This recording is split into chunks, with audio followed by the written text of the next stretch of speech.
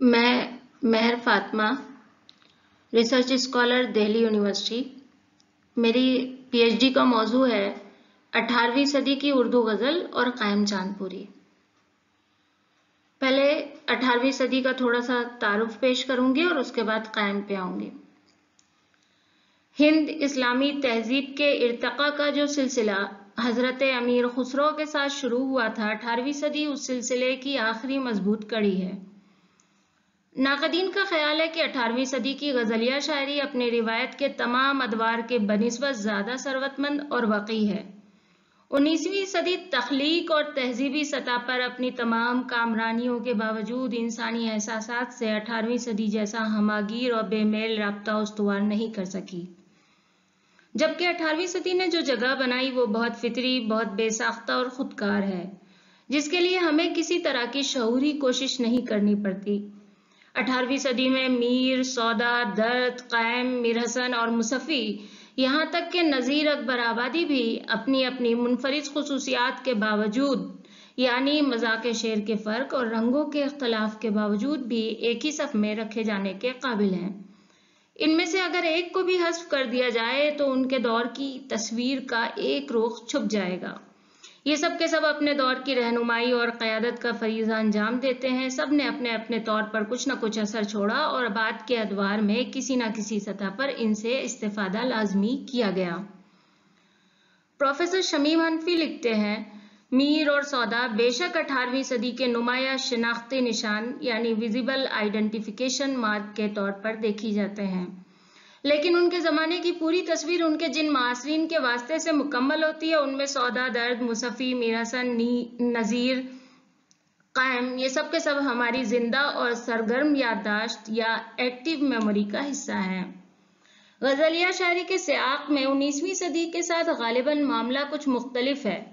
اس عہد نے اپنی پہچان متعین کرنے کی ساری صلاحیتیں بس ایک فرد بے مثال کی ہستی کے مرکز پر یکجا کی تھیں۔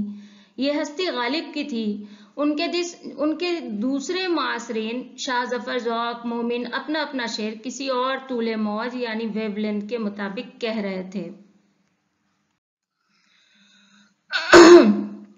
میر، سودا، درد اور قائم اور ان کے ہمعصروں کے غزل غالب، مومن اور ذوق و ظفر کے عہد کی غزلوں سے زیادہ کثیر الجہات، رنگا رنگ اور زندگی کے اچھے برے سنجیدہ مزی کا اثار سے چھلکتی ہوئی جو نظر آتی ہے، تو صرف اسی لیے کہ ان کے سامنے مغربی تہذیب کے آوردہ پروردہ حجابات اور امتناعات نہیں تھے۔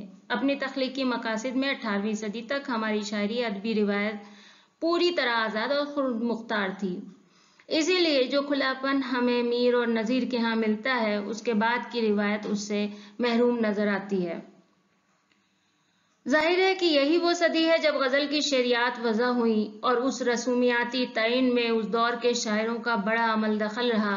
فکری اساس طے کرنے والی صدی بھی یہی ہے۔ حسن کا تصور ہو، تصوف ہو یا تصور حیات و کائنات، یا پھر ایہام کی تحریک یا اصلاح زبان کا رجحان، اس صدی نے نقشہ کار واضح کر دیا، اور اس سے انکار ممکن نہیں کہ اس شعریاتی تعین میں قائم کا بڑا عمل دخل رہا۔ شمس الرحمن فاروقی خدائے سخن میر کے غالب جیسے سوال کا جواب دریافت کرتے ہوئے اس نتیجے پر پہنچتے ہیں کہ بڑا شاعر تو بلا شبہ غالب ہے، لیکن اقلیم سخنوری میں شعر کی تمام اصناف کو کمال اور قدرت کلام کے ساتھ برتنے کا ہنر تو میر ہی کے پاس تھا، جبکہ غالب کا طر امتیاز ان کی غزل ہی ہے۔ گویا اس طرح شمس الرحمن فاروقی نے خدائے سخن کی ترکیب کی واضح اور غیر متنازع معنی متعین کر دیے۔ اس اعتبار سے سخنوری کی کسوٹی پر جن شاعروں کو پرکھا جا سکتا ہے، ان میں بلا شبہ قائم چاند پوری کا شمار ہوگا۔ غزل، قصیدہ، مثنوی، مرثیہ، سلام، شعر آشوب اور دیگر اصناف سخن میں بھی قائم نے خوب طب آزمائی کی ہے، اور بالخصوص قطعات و رباعیات کے میدان میں تو قائم نے اپنے معاصرین میں ایک نمایاں نقش چھوڑا ہے۔ قائم نے اپنی کم گوئی کے باوجود بعد کی روایت پر جو اثرات مرتب کیے، اس کا سلسلہ کافی وسیع ہے۔ جیسا کہ کہا جاتا ہے کہ 20ویں صدی کی غزلیہ شاعری 18ویں اور 19ویں صدی کے مقابلے اپنے بدلے ہوئے رنگ سے پہچانی جاتی ہے، بالخصوص فراق، ناصر کاظمی اور جون ایلیا وغیرہ کی غزل کے مزاج اور آہنگ کی سطح پر اس عہد میں قائم کی شاعری نئے سرے سے توجہ کا مرکز بنی۔ इसी को देखते हुए कायम को शायरों का शायर या पोइट्स ऑफ पोइट कहा गया। इस ताल्लुक से शमी मनफी साहब लिखते हैं, कायम की गज़ल में सबसे ज़्यादा कशिश जदीद दौर के उन शायरों के यहाँ देखी जा सकती है जो मुअय्यना मज़ामीन या तजुर्बों के बजाय दरअसल कैफियत के शायर हैं। इस सिलसिले में सबसे ज़्यादा नुमाया हैसियत कायम की उन छोटी बहरों के अशार ने दी जो उनके दीवान में छोटी बहरों वाली गज़लों का तनासुब भी अपने हमअसरों के बनिस्बत ज़्यादा है। उन गज़लों में तजुर्बे के इजाज़ और इत्तकाज़ का, तजुर्बे की तकमील और जज्बे की एहसास की शिद्दत और उसलूब पर हाकिमाना कुदरत का तासुर बहुत गहरा, बहुत पुरअसर और बहुत बेसाख्ता है। छोटी बहर की गज़ल अपने कहने वाले की शख्सियत का कोई हिजाब कायम नहीं रहने देती। ज़बान और बयान पर उबूर के बगैर और बेतकल्लुफ इजहार की सलाहियत के बगैर छोटी बहर शायर को रास नहीं आती। कायम का दावा है कि कायम मैं गज़ल तौर किया रेख्ता वरना एक बात लचर सी बज़बाने दकनी थी, या आज कायम के शेर हमने सुने, हाँ एक अंदाज तो निकलता है। ये महज बराए बैत नहीं, ना ही सिर्फ शायराना ताल्ली का इजहार है। खासकर फिराक, नासिर काज़मी और जॉन एलिया ने उनकी छोटी बहरों ने जो जादू जगाए हैं उसे कायम ही का फैज़ान समझना चाहिए। 20वीं सदी के मुमताज़ गज़ल गोयों, खासकर न सिर्फ बल्कि कायम का सबसे अहम और ताबनाक पहलू तो यह है कि गालिब जैसे अनापरस्त शायर उनसे भरपूर इस्तिफादा करते नजर आते हैं। गालिब के कलाम में कम से कम 100 से ज़ायद अशार ऐसे हैं जिनका मरकजी ख्याल कायम के अशार से अख्ज़ किया गया है या गालिब ने उन पर तसर्रुफ किया है। कहीं कहीं तो लफ्ज़ियात तक मुस्तार है, लेकिन दिलचस्प पहलू तो यह है कि गालिब ने एतराफ़ सिर्फ एक मुकाम पर किया है, वो भी कायम का नाम लिए बगैर। कायम के 2 खतूत, जिसमें एक खत गुलाम गौस बेखबर के नाम है जिसमें कायम को उस्ताद लिखा है, दूसरा खत बनामे चौधरी अब्दुल गफूर है। ये दोनों खतूत मुख्तलिफ मौज़ूआत पर हैं। पहले खत में ज़िम्नन कायम का जिक्र आ गया, दूसरे खत में अहले हिंद शोरा की सताइश मकसूद और कायम का जिक्र मीर मिर्ज़ा के साथ करते हैं और कायम के एक शेर का हवाला भी मीर सौदा के अशार के साथ देते हैं, जिससे साफ जाहिर है कि गालिब ने कायम का शुमार मीर सौदा के हम मर्तबा असातिज़ा में किया है। लेकिन दिलचस्प पहलू तो यह है कि गालिब ने कायम के जितने अशार पर तसर्रुफ किया है उतने अशार तो गनी काश्मीरी और बेदिल के भी गालिब के तसर्रुफ में नहीं रहे, जिनके बारे में गालिब का ख्याल था कि तर्ज बेदिल में रेख्ता कहना असदुल्ला खां क़यामत है। गालिब के कायम से मुतासिर होने या इस्तिफादा करने की सबसे पहली निशानदही असर रामपुरी ने अपने मजमून कायम चांदपुरी और उनका कलाम में किया था, जो माहनामा मारिफ अप्रैल 1952 में शाये हुआ था। उन्होंने चंद दीगर शुरा के अशार की निशानदही की थी जिनके मजमून कायम से माखूज थे। उसके बाद लिखा था कि असल हैरत तो उस वक्त होती है जब हम ये देखते हैं कि गालिब के बेशतर अशार ऐसे हैं जिनका मजमून कायम के यहाँ से अक्स किया गया है। जाहिर है कि असर रामपुरी 1952 में ये मजमून लिख रहे थे, इसलिए इसको पहली निशानदही कहना चाहिए। उसके बाद इसमें इजाफा होता गया। खालिद अलवी साहब ने अपने मजमून कायम और गालिब में 100 से ज़्यादा अशार की तादाद बताई है जिनका मरकजी ख्याल कायम के अशार से माखूज है।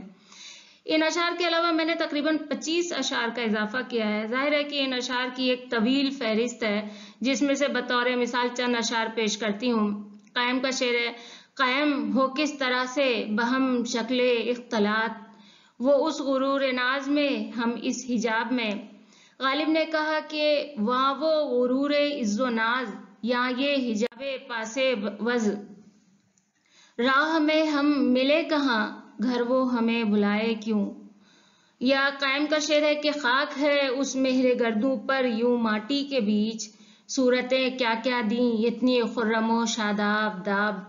गालिब के सामने के 2 अशार बिल्कुल इसी मजमून के हैं कि मकदूर हो तो खाक से पूछूं कि लईम, तूने वो गंज हाय गिरामा या क्या किए, या सब कहाँ कुछ लालाओ गुल में नुमाया हो गई, खाक में क्या सूरतें होंगी कि पिन्हा हो गई।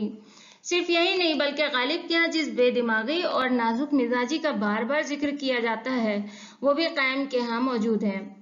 कायम का शेर है कि इस चमन में देखिए क्यों कर बसर हो ए नसीम, है मिजाजे निखते गुल शोख और हम बेदिमाग, या वो दिन गए कि उठाता था नाजे निखते गुल, है बेदिमाग ये दिल इन दिनों गिरा मुझको।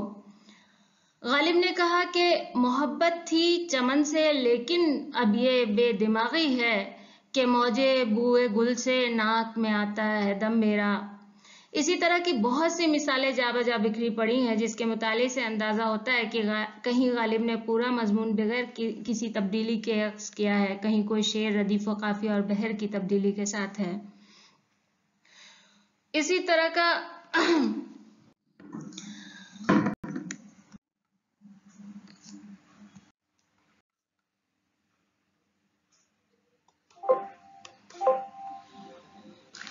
اسی طرح بہت سی مثالیں ہیں، اور یہ بھی بحث اٹھی کہ اصل مرتبہ کیا ہے، اور بہت سے تذکروں میں اس پر بحث کی گئی. اور کسی نے قائم کو درد کے سے پہلے نام لینے کا کہا، کسی نے، اور جیسا کہ محمد حسین آزاد نے لکھا کہ قائم کا دیوان ہرگز میر و سودا کے نیچے نہیں رکھا جا سکتا.